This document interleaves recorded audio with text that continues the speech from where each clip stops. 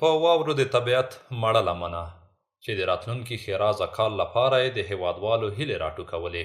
د میدان وردګ ولایت اوسیدونکي لا همدا اوسه د چاپیریال د لا ښکلا او زرغونتیا په موخه د میوه لرونکو او زینتي بوټو د کینولو په هڅه کې دي.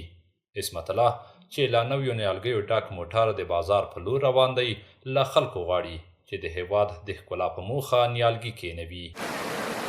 هېوادوالو نه خو په دې برخه کې ډېره غوښتنه ده چې نوی کال دی بوټي او دشتان باید کېږدي. نه د نیالګي ونې موږ اوس بار کړي دی د جومات دي خو د نور کارګر هم څه دي چې د هېواد د ښکلا دپاره ده.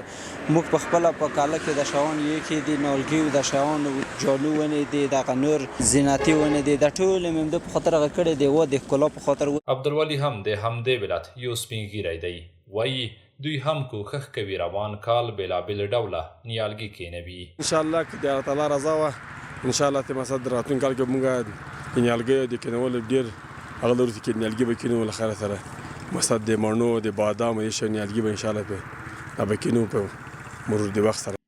ورته مهال د میدان وردګ ولایت د چاپیریال ساتنې ریاست د عامه پوهاوي مدیر عزیز الله سعادت وایي چې ډېر ژر به دوی هم د نیالګیو کینولو کمپاین پیل کړي او پلان لري چې راتلونکی کال به په دې ولایت کې زرګونه نیالګي کینوي.